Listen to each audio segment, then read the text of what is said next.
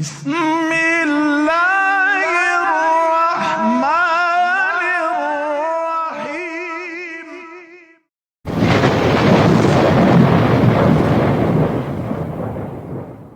بسم اللہ الرحمن الرحیم۔ السلام علیکم ورحمۃ اللہ وبرکاتہ۔ پیارے دوستو، سوچئے ایک وقت ایسا آئے گا جب مدینہ منورہ خالی ہو جائے گا، گلیاں سنسان ہوگی، صرف درندے اور پرندے رہ جائیں گے، اور پھر ایک ایسا شخص آئے گا جو بیت اللہ کو ڈھا دے گا۔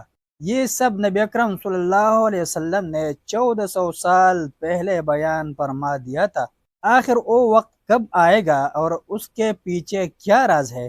آج کی ویڈیو آخر تک ضرور دیکھیے، کیونکہ یہ نشانیاں ہر مسلمان کے ایمان کو جھنجھوڑ دیتی ہیں۔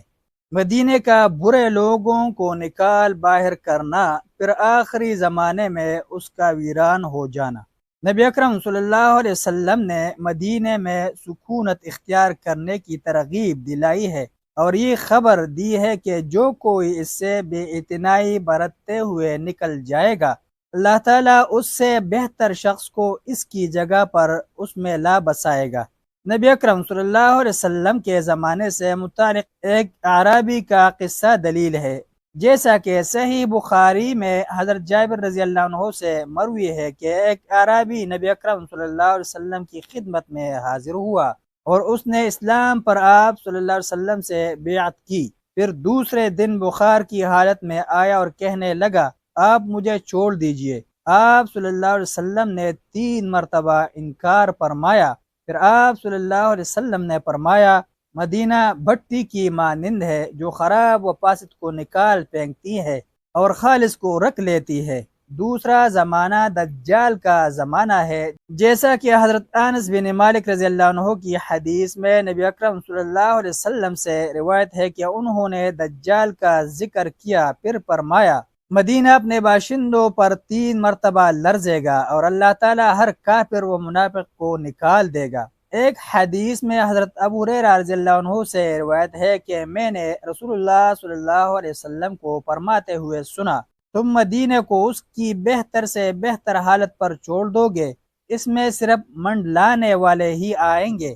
مراد منڈلانے والے درندے اور پرندے ہیں، اور آخر میں جن کا حشر ہوگا وہ مزینہ کے 2 چرواہے ہوں گے جو مدینے کا رخ کیے ہوں گے، اپنی بکریوں کو آواز لگا رہے ہوں گے تو وہ اسے ویران پائیں گے، یہاں تک کہ جب وہ دونوں ثنیہ الوداع کے مقام پر پہنچیں گے تو اوندھے منہ گر پڑیں گے۔ بیت اللہ الحرام کا حلال کر لیا جانا اور کعبہ کا ڈھا دیا جانا قیامت سے قبل ظاہر ہونے والی بڑی نشانیوں میں سے ایک انہدام کعبہ بھی ہے۔ مسند احمد میں حضرت ابو ہریرہ رضی اللہ عنہ سے منقول ہے کہ رسول اللہ صلی اللہ علیہ وسلم نے فرمایا، مقام ابراہیم علیہ السلام رکن یمانی کے درمیان ایک شخص سے بیعت کی جائے گی، اور کعبہ کے اندر اہل مکہ ہی خون خرابہ کریں گے۔ جب وہ حرمت کعبہ کو پامال کر دیں گے تو اس وقت عرب کی تباہی و ہلاکت کے متعلق نہ پوچھئے۔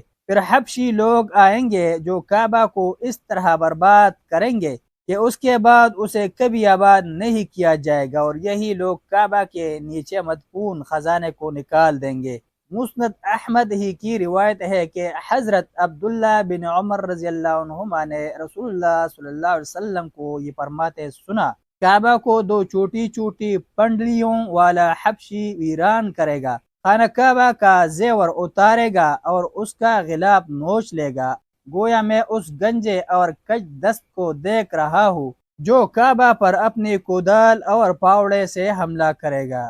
صحیح بخاری اور مسند احمد میں حضرت ابن عباس رضی اللہ عنہما سے مروی ہے کہ نبی اکرم صلی اللہ علیہ وسلم نے فرمایا، میں اس کالے اور دونوں پاؤں کے مابین معمول سے زیادہ فاصلے والے کم بخت کو دیکھ رہا ہوں جو کعبہ کے ایک ایک پتھر کو کاٹ پھینکے گا۔ یہ چیز آخری زمانے میں ہوگی جب زمین میں کوئی ایسا شخص باقی نہیں بچ رہے گا جو اللہ اللہ کہتا ہو، اسی لیے یہ گھر ڈھا دیے جانے کے بعد دوبارہ کبھی آباد نہیں ہوگا، جیسا کہ صحیح احادیث میں اس کی خبر دی گئی ہے۔ ملتے ہیں کہ نئی ویڈیو کے ساتھ. جزاکم اللہ خیرہ. السلام علیکم ورحمۃ اللہ وبرکاتہ.